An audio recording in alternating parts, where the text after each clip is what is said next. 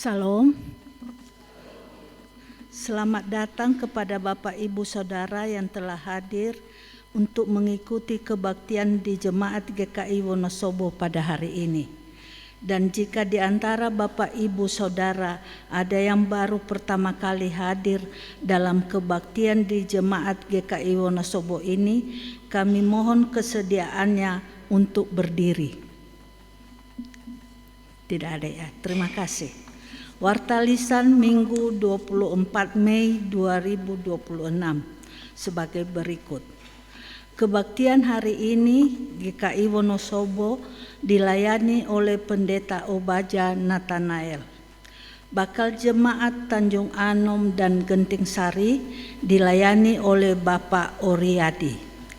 Bakal Jemaat Winong Sari dan Kesenet dilayani oleh Ibu Nikadek Murtiani. Persembahan hari ini, saat prosesi persembahan, umat dapat memasukkan amplop persembahan unduh-unduh ke dalam kotak yang telah tersedia di altar. Harap berbaris sesuai instruksi majelis jemaat. Setelah itu akan diedarkan kantong persembahan, kantong merah untuk gereja, kantong biru untuk dana sekolah Kristen. Majelis Jemaat dan keluarga besar Jemaat GKI Wonosobo turut berduka cita atas berpulangnya ke pangkuan Bapa di sorga dalam damai sejahtera Tuhan Yesus Kristus, Bapak Yuwianto atau Pak Oigio Chiang dalam usia 71 tahun. Alamat Kasiran RT 01 RW 06. Meninggal dunia pada hari Minggu 17 Mei 2026. Jenazah telah dikebumikan pada hari Selasa 11 Mei 2026 di TP Bong Jelegong. Upacara pemberangkatan dan pemakaman jenazah dilayani oleh Pendeta Obaja Nathanael Dekatompesi.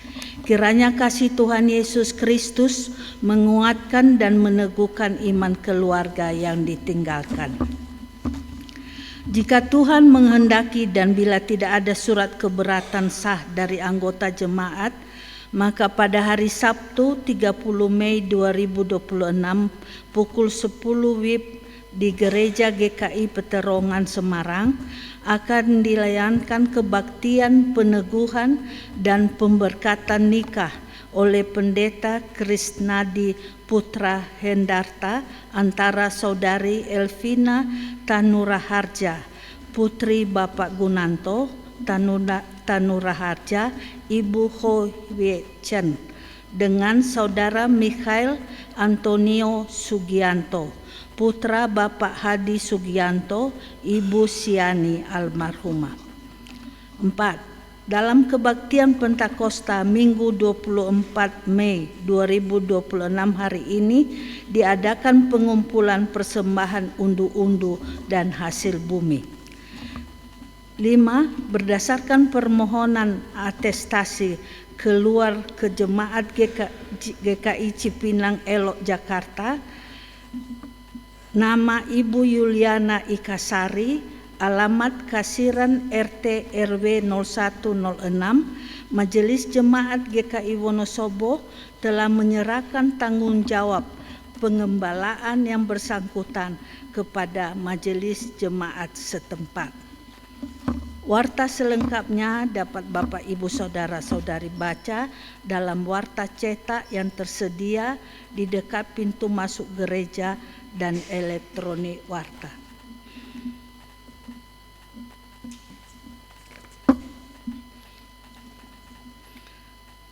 Saudara-saudari dan anak-anak yang dikasihi Tuhan, peristiwa Pentakosta yang sudah terjadi ribuan tahun yang lalu tidak akan pernah dilupakan oleh dunia. Hari ini adalah bukti bahwa Kristus menggenapi janjinya. Ia mengutus roh penghibur, roh kebenaran, daya roh kudus membuat para murid maupun mewujudkan misi Allah dan menjangkau semua bangsa. Berita Injil semakin tersebar dan semakin banyak orang mengenal Kristus sebagai Tuhan dan Juru Selamat. Pentakosta bukan hanya kenangan masa lampau. Hari ini dan sampai kekal, Roh Kudus tetap bekerja, memberi daya penggerak bagi kehidupan. Umat kami undang berdiri menyanyikan Kidung Jemaat nomor 235 ayat 1 sampai 3.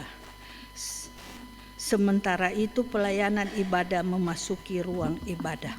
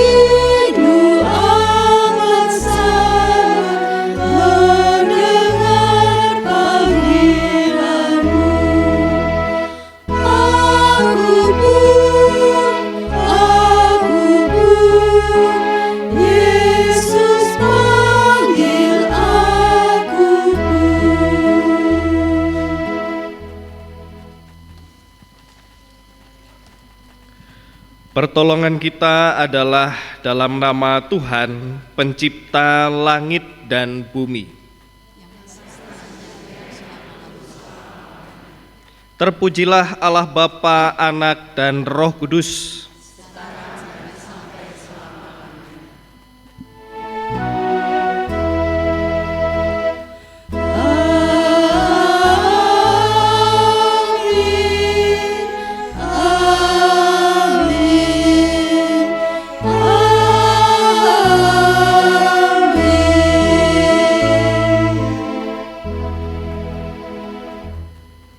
Salam sejahtera, Tuhan beserta saudara.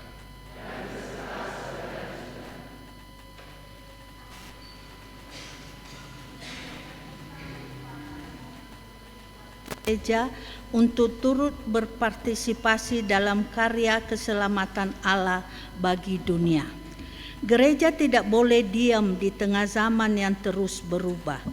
Gereja harus bergerak dengan tangkas dan beradaptasi dengan perubahan. Namun demikian, gerak dan sikap adaptif itu bukan karena pengaruh dunia. Gerak dan sikap adaptifnya harus bersumber dari Allah.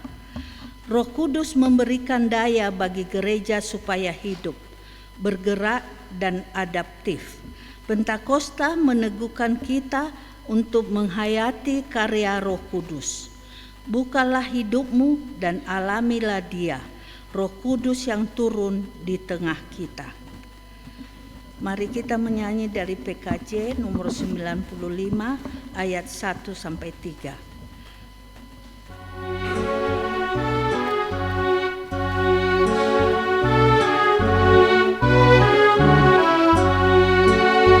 Datang ya Roh Kudus, masuk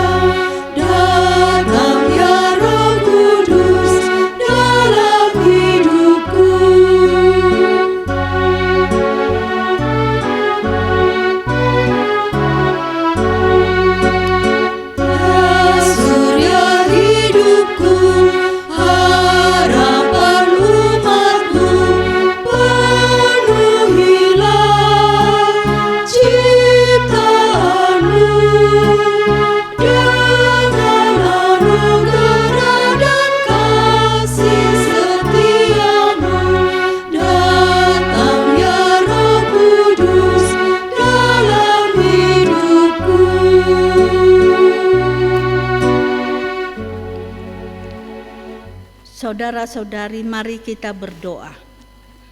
Tuhan, Engkau memberi kami karunia Roh-Mu yang kudus, supaya kami hidup seturut karunia-Mu.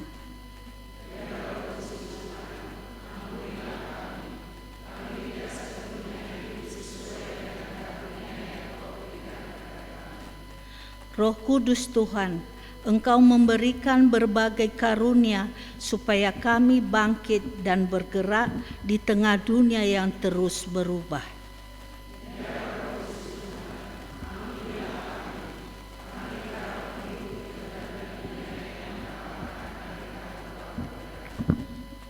Ya Roh Kudus Tuhan, Engkau mengenyahkan kegentaran dan memberikan kekuatan bagi kami supaya berdaya guna.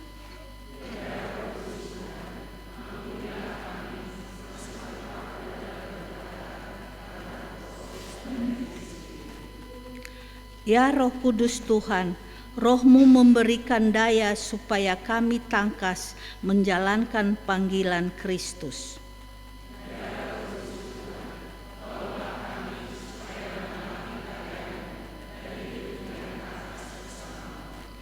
Ya Roh Kudus-Mu Tuhan, rahmat-Mu tercurah bagi gereja-Mu dan meneguhkan gereja supaya hadir menjadi berkat bagi kehidupan.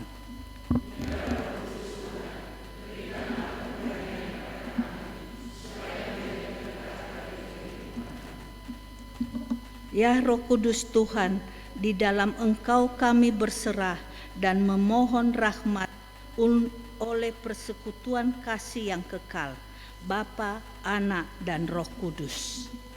Amin.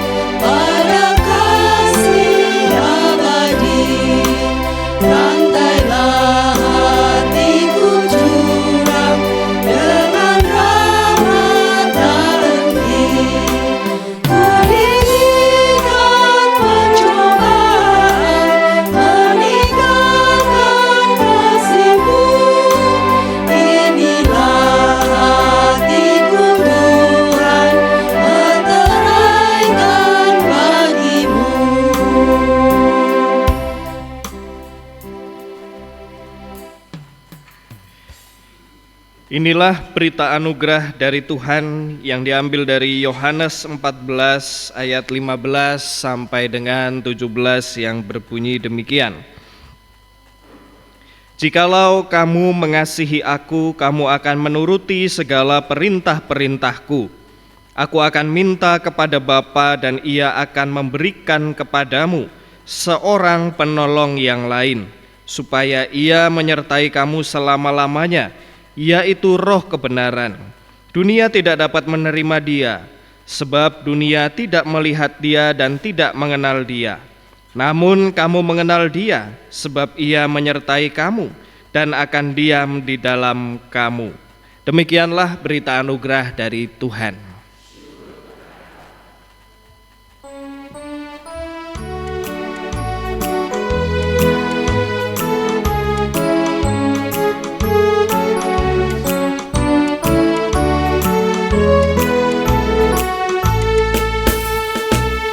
Bersukacitalah selalu, tunjukkan wajah gembiramu. Lihat teman di kanan kiri dan di sekitarmu, berikan salam damai, karena kasih karunia serta pengampunannya diberi. Hiduplah dalam damai, seorang dengan yang lain, itu kehendak Tuhan bagimu. Hiduplah dalam damai, seorang dengan yang lain, itu kehendak Tuhan bagimu.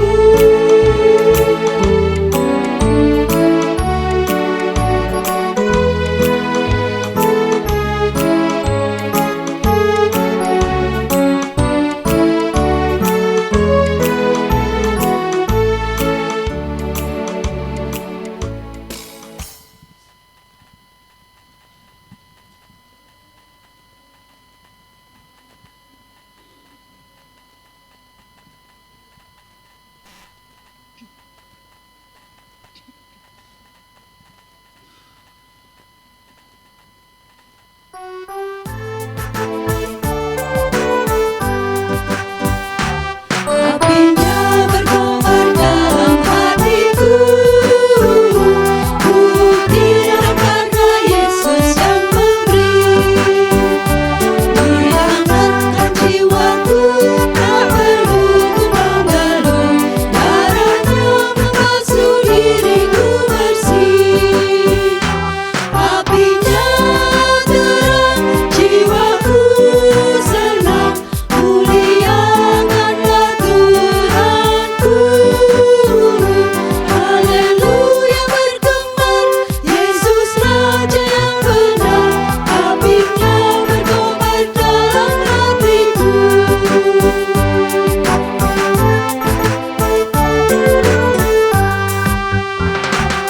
Apinya berkobar dalam hatiku, gembira hatiku selamanya. Ku bersaksi berseru, Yesus Juru Selamatku, karena ku berpegang pada janji-Nya. Apinya terang, jiwaku senang, muliakanlah Tuhanku. Haleluya bergembar, Yesus Raja yang benar. Apinya berkobar dalam hatiku.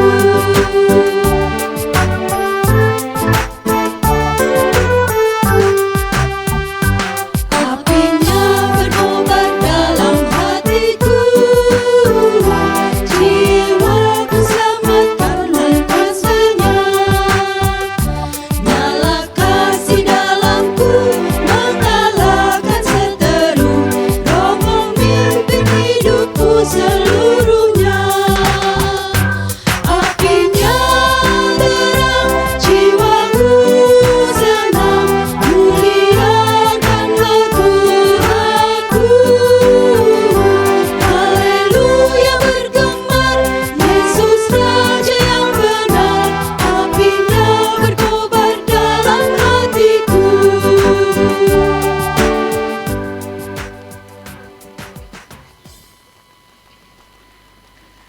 Sebelum kita membaca, mendengar, dan merenungkan firman Tuhan, mari kita memohon pertolongan dari Tuhan di dalam doa.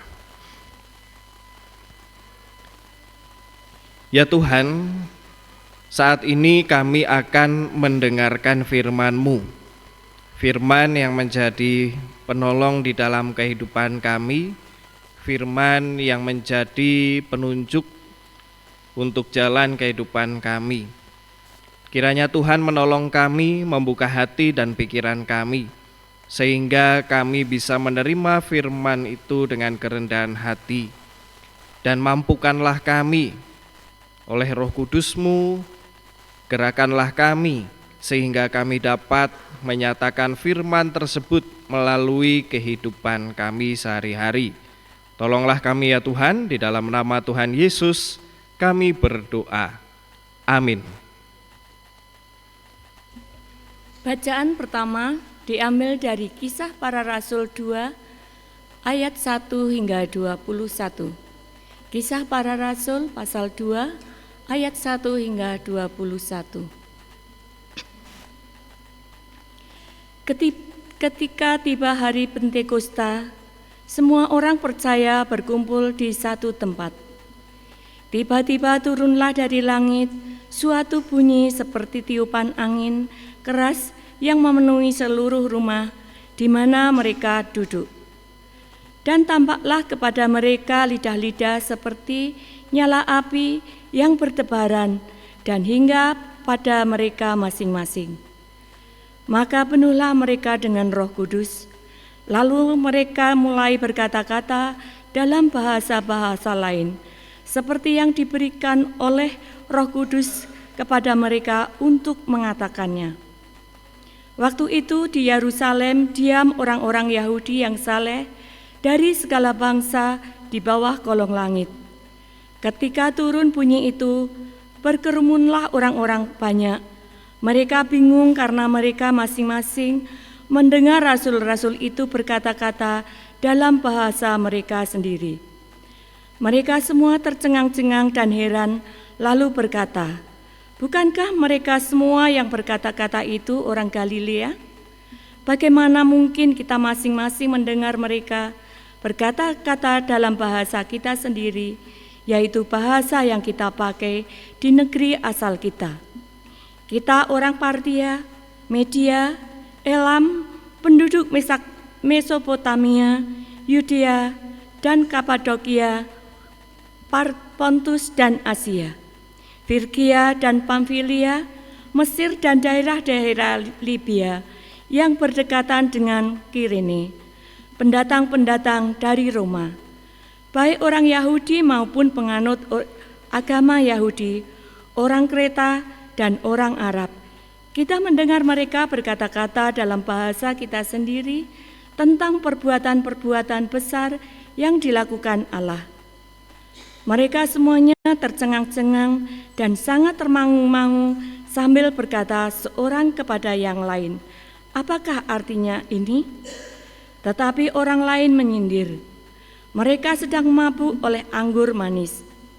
Maka bangkitlah Petrus berdiri dengan ke-11 rasul itu, dan dengan suara nyaring ia berkata kepada mereka, "Hai kamu orang Yahudi dan kamu semua yang tinggal di Yerusalem, ketahuilah, camkanlah perkataanku ini. Orang-orang ini tidak mabuk seperti yang kamu sangka, karena hari baru pukul 9. Tetapi itulah yang difirmankan Allah dengan perantaraan Nabi Yoel, akan terjadi pada hari-hari terakhir. Demikianlah firman Allah, bahwa aku akan mencurahkan rohku ke atas semua manusia. Maka anak-anakmu laki-laki dan perempuan akan bernubuat, dan teruna-terunamu akan mendapat penglihatan-penglihatan, dan orang-orangmu yang tua akan mendapat mimpi. Juga ke atas hamba-hambaku laki-laki dan perempuan akan kucurahkan rohku pada hari-hari itu, dan mereka akan bernubuat.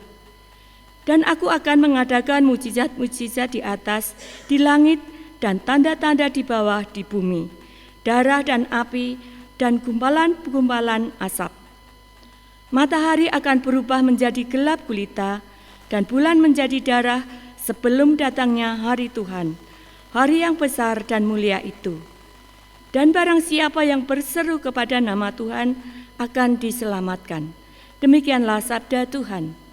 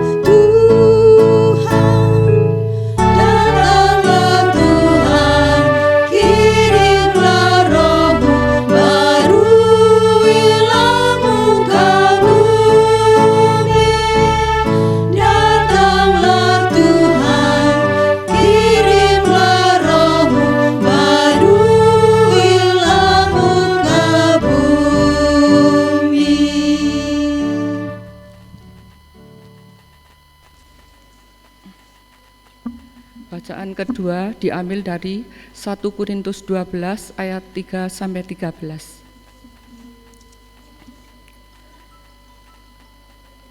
Karena itu, aku mau meyakinkan kamu bahwa tidak ada seorang pun yang berkata-kata oleh Roh Allah dapat berkata, "Terkutuklah Yesus." Dan tidak ada seorang pun yang dapat mengaku Yesus adalah Tuhan selain oleh Roh Kudus. Ada berbagai karunia, tetapi satu Roh. Ada berbagai pelayanan, tetapi satu Tuhan. Ada pula berbagai kegiatan, tetapi Allah yang sama juga yang mengerjakan semuanya dalam semua orang. Kepada tiap-tiap orang dikaruniakan penyataan Roh untuk kepentingan bersama. Sebab kepada yang seorang Roh memberi kata-kata hikmat, dan kepada yang lain Roh yang sama memberi karunia berkata-kata dengan pengetahuan. Kepada yang seorang Roh yang sama memberikan iman, dan kepada yang lain Ia memberikan karunia untuk menyembuhkan. Kepada yang seorang Roh memberikan kuasa untuk mengadakan mukjizat, dan kepada yang lain Ia memberikan karunia untuk bernubuat, dan kepada yang lain lagi Ia memberikan karunia untuk membedakan bermacam-macam roh. Kepada yang seorang Ia memberikan karunia untuk berbicara dengan bahasa lidah, dan kepada yang lain Ia memberikan karunia untuk menafsirkan bahasa lidah itu. Namun semuanya itu dikerjakan oleh Roh yang satu dan yang sama, yang memberikan karunia kepada tiap-tiap orang secara khusus seperti yang dikehendakinya. Sebab sama seperti tubuh itu satu dan anggota-anggotanya banyak, dan semua anggota tubuh itu sekalipun banyak merupakan satu tubuh. Demikian pula Kristus, sebab dalam satu Roh kita semua, baik orang Yahudi maupun orang Yunani, baik budak maupun orang merdeka, telah dibaptis menjadi satu tubuh, dan kita semua diberi minum dari satu Roh. Demikianlah firman Tuhan.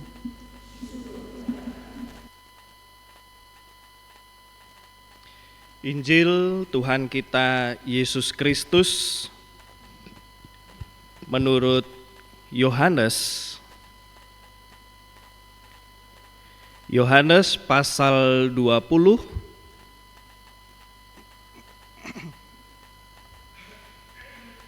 dimulai dari ayat 19.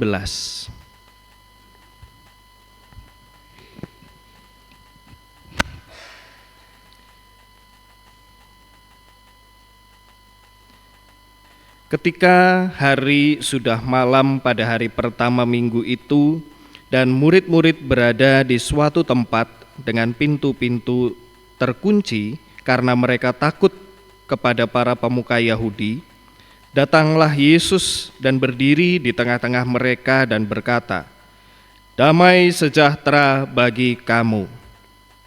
Sesudah berkata demikian, Ia memperlihatkan tangan dan lambungnya kepada mereka.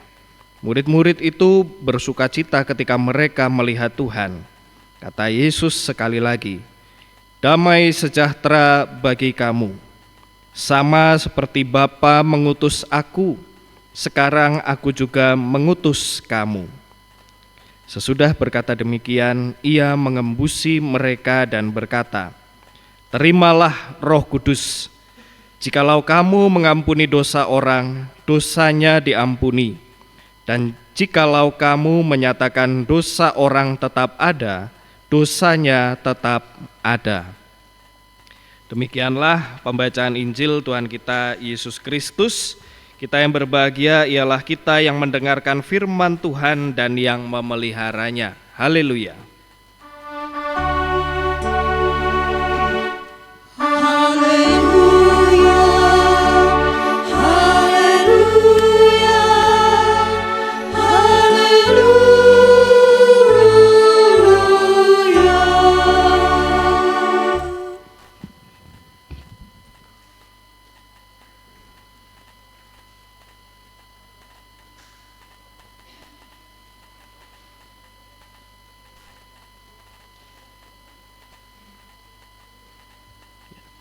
Selamat pagi Bapak Ibu. Selamat pagi Bapak Ibu. Bagaimana kabarnya hari ini? Baik, puji Tuhan kalau sehat. Bagaimana perasaannya hari ini Bapak Ibu? Senang, saya juga senang sekali bisa melihat Bapak Ibu. Hari ini ada yang berpakaian dengan nuansa Jawa. Itu di belakang, oh Pak Hartono, tak kira Pak Dalang siapa ini. Iya. Bapak Ibu Saudara yang terkasih, hari ini kita merayakan Pentakosta. Kalau pada minggu yang lalu kita melihat kisah Yesus menjelang kenaikannya, lalu juga apa yang dikatakan oleh Yesus ketika ia naik ke surga, lalu apa yang bisa kita pahami di dalam peristiwa Pentakosta ini. Seperti yang sudah kita renungkan di minggu-minggu sebelumnya dan pada kisah kenaikan Tuhan Yesus. Kenaikan Kristus ke surga bukan perpisahan secara fisik, melainkan justru Kristus hadir dengan lebih universal. Lalu juga ada janji dari Kristus yang pada saat itu dinyatakan kepada para murid. Janji apa itu? Akan hadirnya roh kebenaran, roh yang akan membimbing mereka. Nah, itulah juga yang pada hari ini kita rayakan, yaitu hari ketika Roh Kudus turun dan juga melingkupi kita semua. Berbicara tentang Pentakosta Bapak Ibu. Penta, kalau penta itu berapa ya Bapak Ibu ya? Kalau di angka. Penta itu berapa? 5. Nah, jadi Pentakosta itu adalah hari ke-50 setelah perayaan Paskah. Kenapa kok ada unduh-unduh? Kenapa kok ada perayaan pesta panen? Kalau kita melihat ya, mana pisangnya ini? Oh iya, biasanya kelihatan ya pisangnya.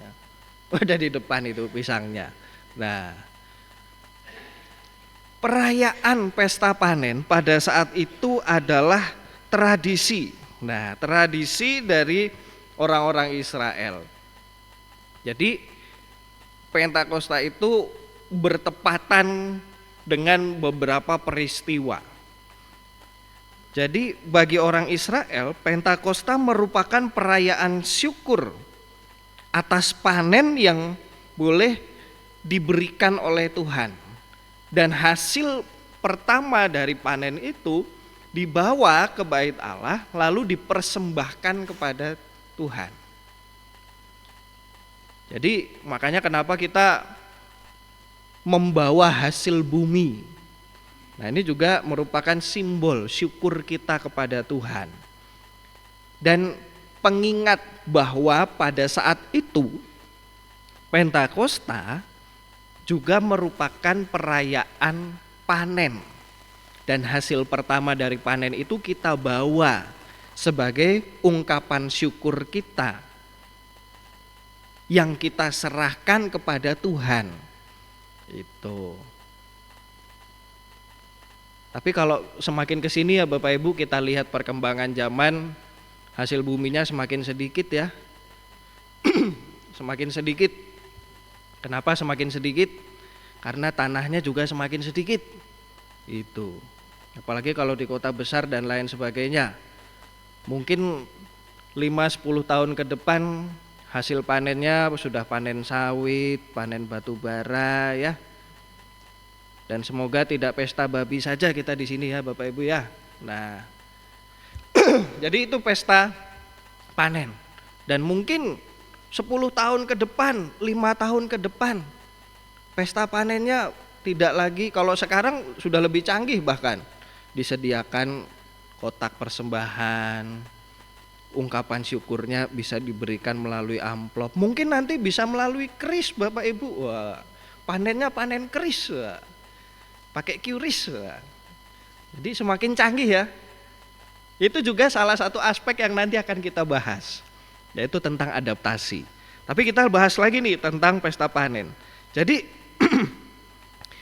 Pentakosta selain pesta panen juga merupakan perayaan atas pemberian hukum kepada Musa di Gunung Sinai yang diadakan 50 hari setelah Paskah. Jadi orang-orang Yahudi diaspora dari berbagai daerah, mereka akan mudik Bapak Ibu ke Yerusalem. Jadi Pentakosta itu justru perayaan mudiknya orang-orang pada saat itu. Mudik kemana? Ke Yerusalem dengan membawa hasil bumi yang mereka panen. Kalau kita mudik ya Bapak Ibu, kalau kita mudik kan kadang-kadang bawaannya seabrek-abrek gitu ya. Kalau anak cucu atau saudara-saudara Bapak Ibu mudik ke Wonosobo atau Bapak Ibu mudik ke daerah asalnya, biasanya kan yang dibawa itu seabrek-abrek, berbagai macam bawaan semua dibawa. Itu. Kalau yang dari kota kadang bawa baju-baju baru, bawa ini, bawa itu. Atau yang dari desa ke kota semua bawaannya dibawa semua, kambing ayamnya dibawa semua. Nah, pada saat itu orang-orang merayakan hal yang demikian. Dan bertepatan dengan perayaan Pentakosta, para murid berkumpul. Bukan hanya mereka yang berkumpul, tapi ada juga pengikut-pengikut Kristus diaspora dari berbagai daerah. Dan apa yang terjadi? Yang terjadi adalah mereka berkumpul dalam suasana yang cukup kaku. Kakunya seperti apa? Karena dalam satu ruang mereka berkumpul dengan orang-orang dari berbagai daerah yang latar belakangnya beda, budayanya beda, bahasanya beda. Coba seandainya kita kumpul di satu ruangan ya Bapak Ibu, di satu meja yang sama kita berkumpul, yang satu orang Wonosobo, yang satu ada orang mana lagi tuh? Orang Batak, yang satu ada orang Manado, yang satu ada orang Makassar, yang satu ada orang Papua. Kita bayangkan belum ada bahasa Indonesia, bahasa nasional yang kita bisa bicarakan bersama. Apa yang mau diomongin Bapak Ibu? Yang orang Jawa mikir, prike ngomongnya apa ya? Wetenge wis kencot, misalnya. Udah lapar, mau ngomong, mau ngambil ini nggak bisa. Yang orang Batak mikir, mana pula ini, iya kan? Jadi bingung pada saat itu, kita bayangkan suasananya seperti itu. Nah, lalu apa yang terjadi di tengah-tengah kebingungan mereka, di tengah-tengah kecanggungan mereka? Pada saat itu Roh Kudus hadir, melingkupi mereka, merengkuh mereka, dan orang-orang terheran-heran karena murid-murid Kristus bisa bicara dengan bahasa mereka. Nah, ini juga bicara tentang bahasa yang dikaruniakan oleh Roh Kudus. Jadi bahasa yang menjadi karunia Roh justru bahasa yang bisa dimengerti, bukan bahasa yang tidak dimengerti. Itu yang dihayati oleh GKI juga Bapak Ibu. Kadang kita salah kaprah. Ketika kita berbicara dengan bahasa yang tidak dimengerti, kita bangga. Ketika kita berdoa lalu kita bicara dengan bahasa yang tidak kita mengerti, kita sendiri nggak ngerti kita ngomong apa. Jadi ngapain berdoa kalau kita sendiri nggak ngerti ngomongnya? Nah, sementara Roh Kudus hadir supaya apa? Supaya orang-orang bisa saling mengerti dan ada komunikasi yang terjalin. Jadi bahasa yang justru bisa dimengerti. Nah, dengan hadirnya Roh Kudus itu ada perubahan yang terjadi di dalam komunitas itu. Perubahannya seperti apa? Perubahannya orang-orang dari berbagai daerah, orang-orang dari berbagai tempat dengan berbagai macam latar belakang, mereka bisa saling mengerti. Mereka bisa saling beradaptasi. Mereka bisa saling memberitakan kabar baik. Dan itu dia tujuan Roh Kudus hadir supaya Injil itu bisa diberitakan sampai ke ujung bumi. Itu dia kenapa kita hari ini bisa membaca Alkitab bahasa Indonesia. Bahkan LAI sudah menerbitkan Alkitab dalam bahasa-bahasa daerah. Itu semua adalah pertolongan Roh Kudus agar Injil itu bisa diberitakan sampai ke ujung bumi. Jadi yang pertama kita ingat, Roh Kudus menolong kita untuk beradaptasi, untuk bisa mengerti tentang Injil. Lalu yang kedua Bapak Ibu, dari Mazmur. Apa yang kita daraskan tadi adalah sebuah ungkapan syukur dari pemazmur. Bersyukur karena Tuhan telah membarui dia. Bersyukur karena Tuhan memberikan kehidupan kepada si pemazmur ini. Bersyukur ketika hembusan kehidupan dari Allah membuat si pemazmur ini merasakan kehadiran dari Allah itu sendiri. Jadi ketika ada hembusan dari Allah, si pemazmur merasakan kehidupan. Nah, ini kita akan lihat lagi di bacaan Injil kita. Kaitannya apa, hubungannya apa? Kita masuk dulu ke dalam surat Korintus. Apa yang disampaikan oleh Rasul Paulus? Rasul Paulus mengingatkan tentang karya Roh Kudus dan apa ciri-ciri orang yang hidup di dalam Roh Kudus dan Roh Kudus ada di dalam dia. Ciri-cirinya apa? Di sini Rasul Paulus mengatakan, tidak ada seorang pun yang mengatakan Yesus adalah Tuhan bila tidak dibimbing oleh Roh Kudus. Kalau orang dipimpin oleh Roh Kudus, maka tidak akan mengatakan terkutuklah Yesus. Artinya Roh Kudus menolong kita untuk bisa mengenal Kristus lebih dalam lagi. Roh Kudus menolong kita untuk bisa hidup dan mengenal Kristus. Roh Kudus menolong kita untuk bisa tetap merasakan kehadiran Kristus yang nyata di dalam kehidupan sehari-hari. Ini adalah ciri hidup orang-orang yang telah menerima Roh Kudus. Lalu Paulus juga mengingatkan apa tentang karunia. Karunia yang digunakan untuk kepentingan bersama.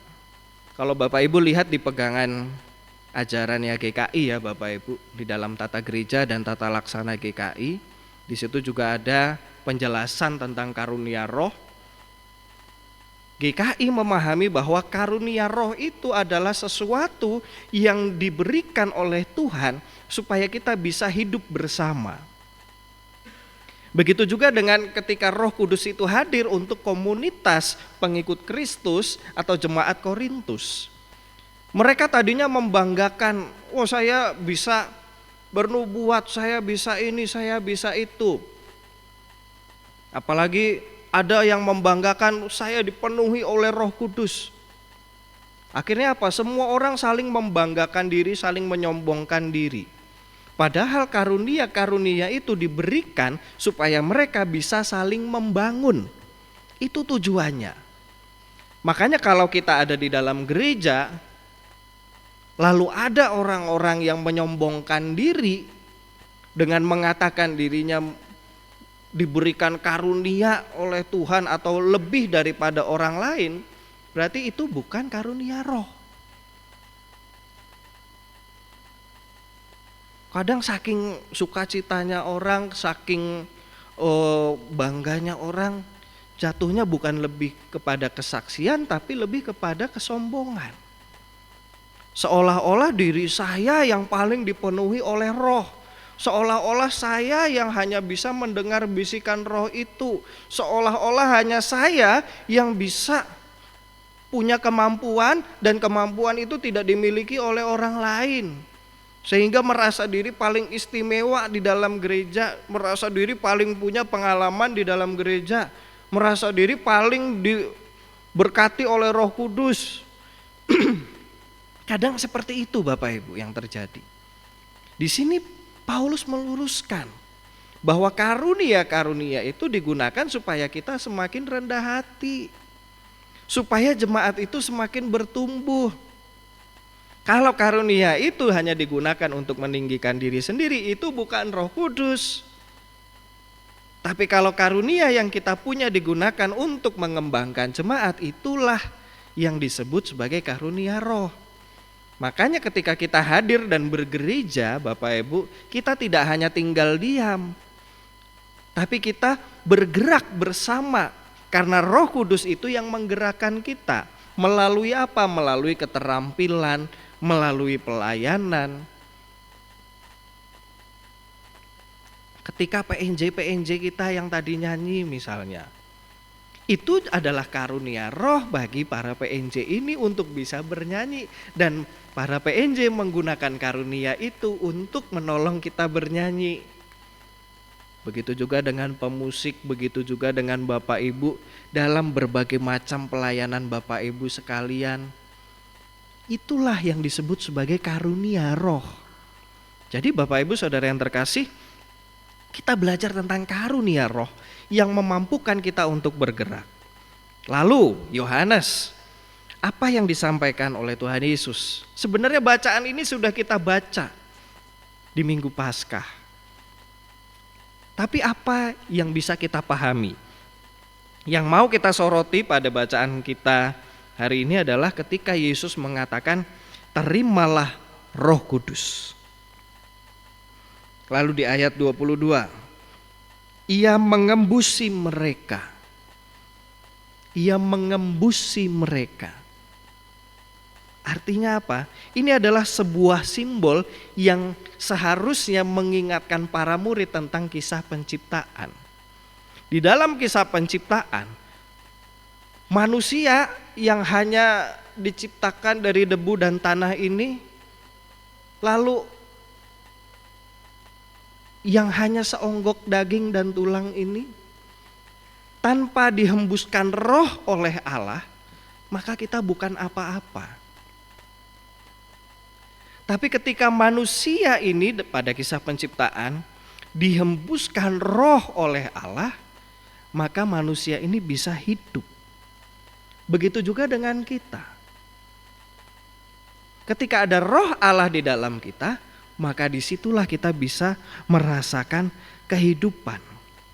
Tindakan ini dilakukan supaya para murid ingat tentang narasi penciptaan.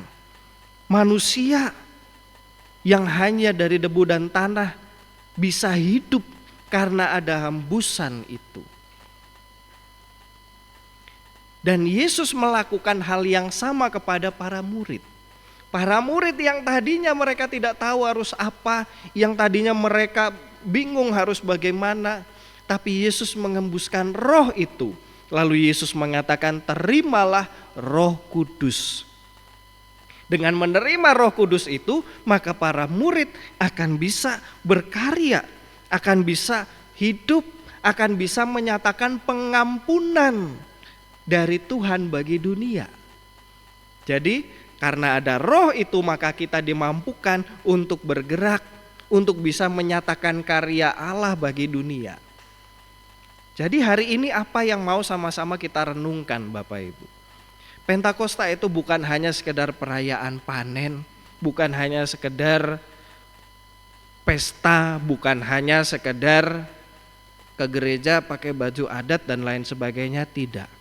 Tapi Pentakosta menjadi pengingat bagi kita bahwa Roh Kudus itu telah hadir dan menggerakkan kita sehingga kita punya kehidupan dan kita bisa dimampukan untuk beradaptasi. Sama seperti para murid, mereka diberikan Roh Kudus itu supaya bisa beradaptasi di dunia. Kalau kita melihat penyebaran para murid, mereka tersebar di mana-mana. Dan itu adalah karya roh. Begitu juga dengan kita. Ketika kita hari ini menerima Roh Kudus itu, maka kita akan bisa beradaptasi di tengah-tengah dunia yang semakin cepat berubah.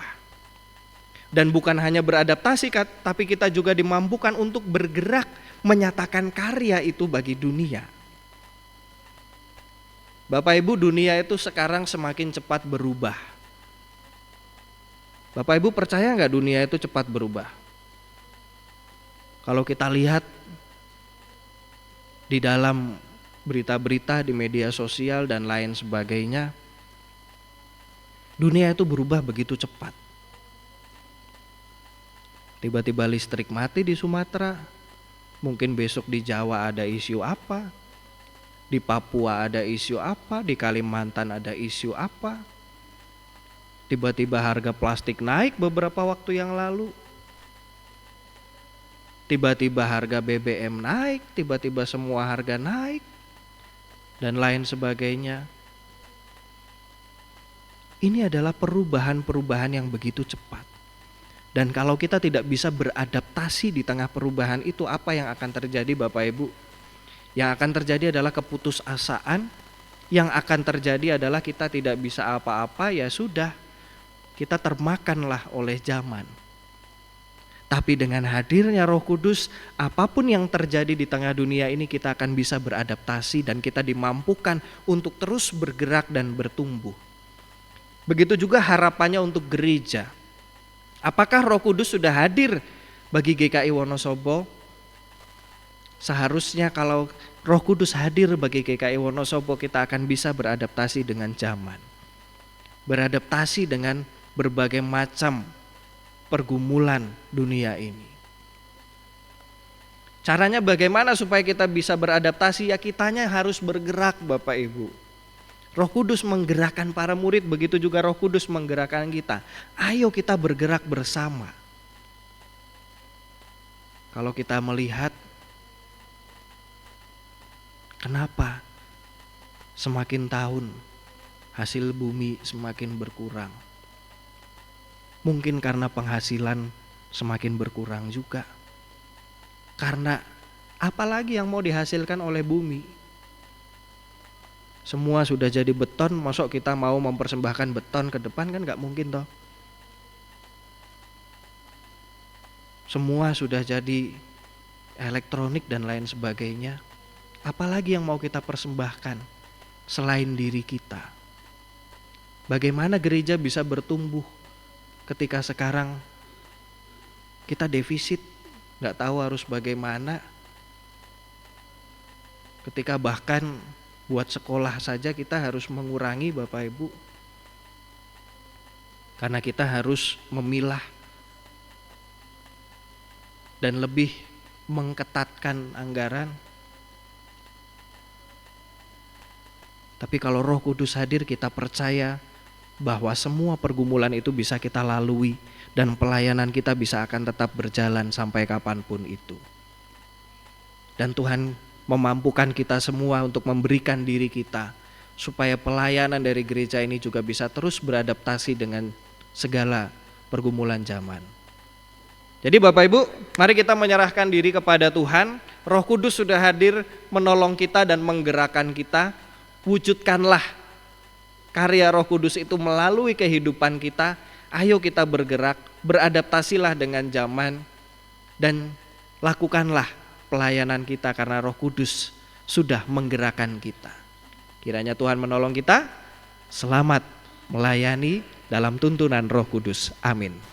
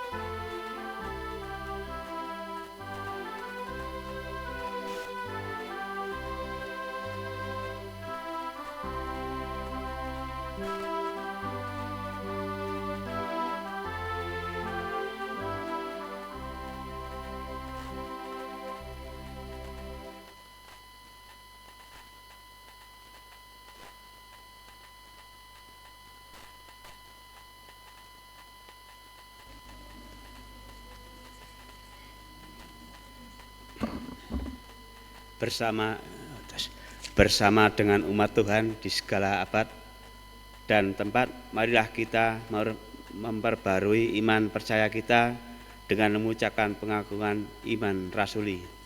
Hendaklah masing-masing berkata, aku percaya pada Allah, Bapa yang Maha Kuasa, Khalik langit dan bumi, dan kepada Yesus Kristus, anak yang tunggal Tuhan kita, yang dikandung dari Roh Kudus, lahir dari anak dari Maria, yang menderita sengsara di bawah pemerintahan Pontius Pilatus, disalibkan, mati dan dikuburkan, turun dalam kerajaan maut.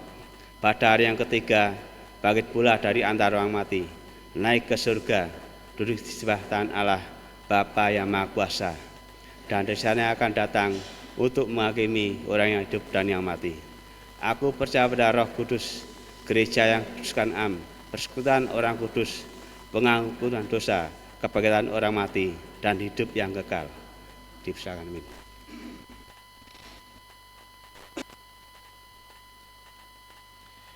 Kita akan menaikkan doa syafaat. Mari kita berdoa.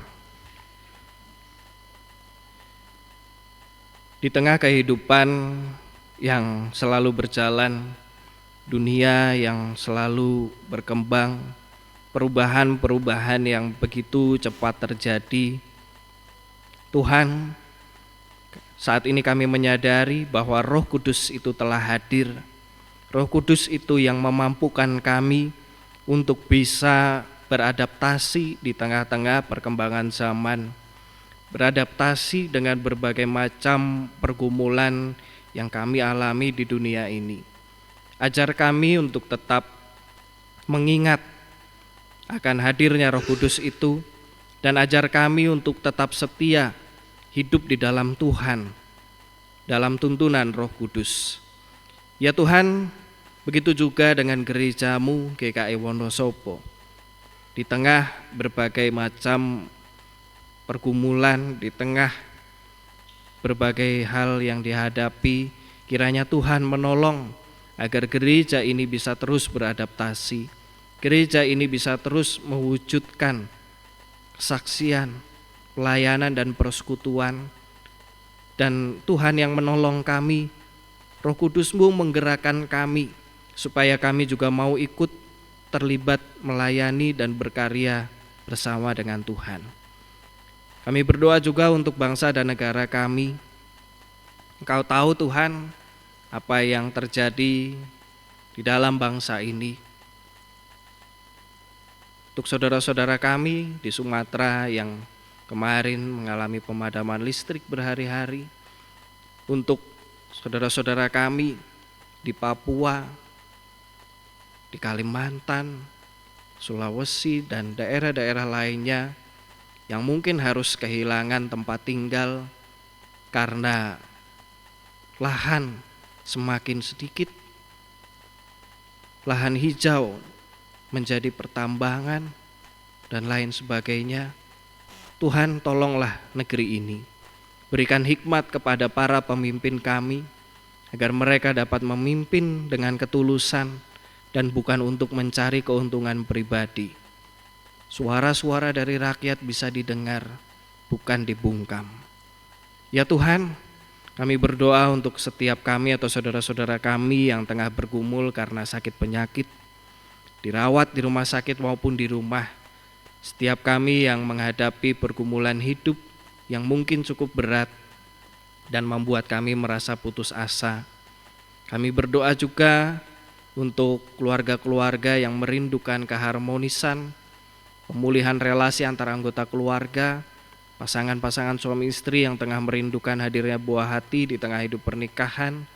Ya Tuhan, tolonglah, biarlah dengan tuntunan Roh Kudus-Mu kami dapat menjalani hidup dengan iman percaya, kami dapat menjalani hidup dengan pengharapan, dan kami dapat menjalani hidup dengan rasa syukur.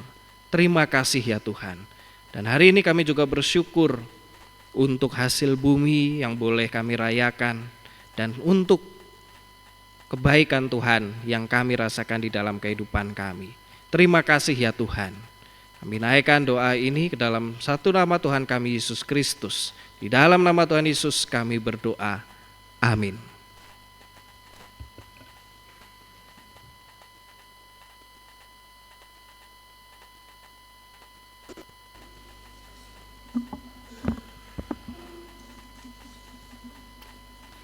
Bersyukurlah pada Tuhan, Ia mencurahkan Roh Kudus-Nya supaya dunia dipulihkan.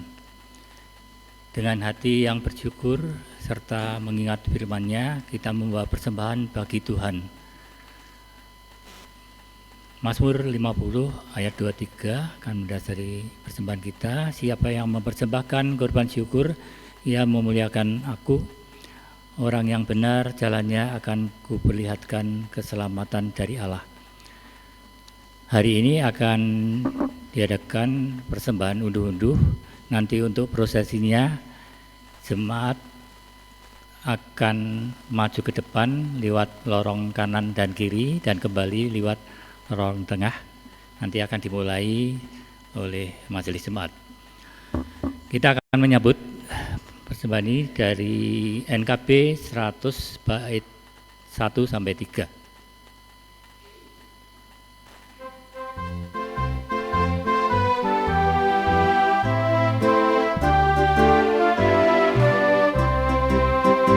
Rindukah engkau mendapat berkat Tuhan yang penuh di seluruh hidupmu? Mintalah kepada Bapamu yang janjinya teguh menyertai langkahmu.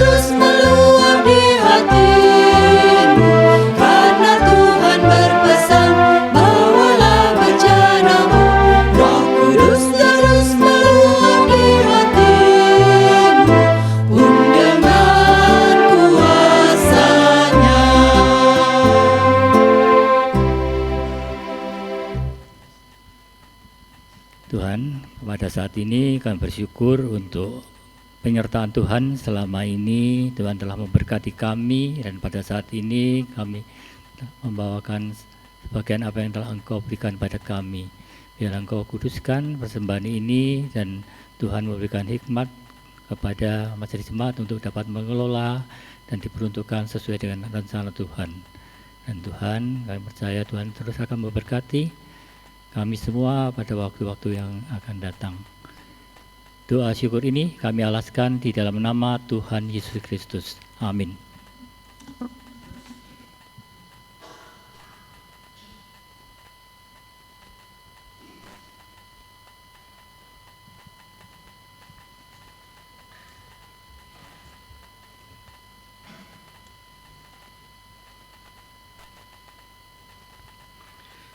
Saudara-saudara, bukalah hatimu untuk menerima peneguhan dari Roh Kudus. Wartakanlah kabar baik bagi dunia. Muliakanlah Dia di dalam hidupmu.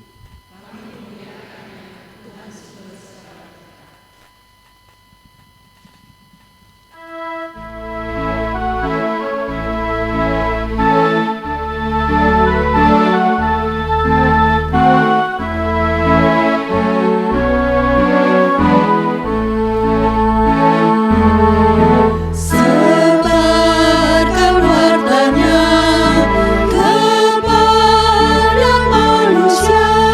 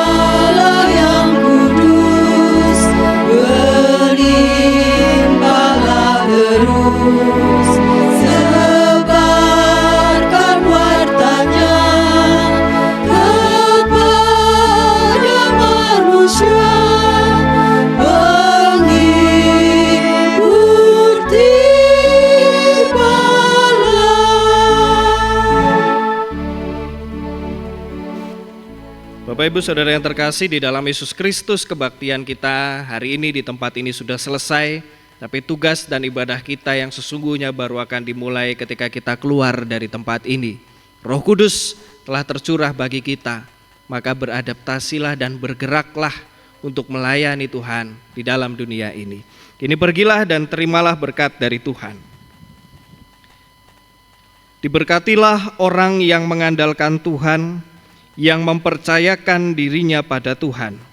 Ia akan seperti pohon yang ditanam di tepi air, yang merambatkan akar-akarnya ke tepi sungai, dan tidak takut akan datangnya panas terik, yang daunnya tetap hijau, yang tidak khawatir dalam tahun kekeringan, dan yang tidak berhenti menghasilkan buah. Anugerah dari Allah Bapa, Anak, dan Roh Kudus beserta kita dari sekarang sampai selama-lamanya. Amin.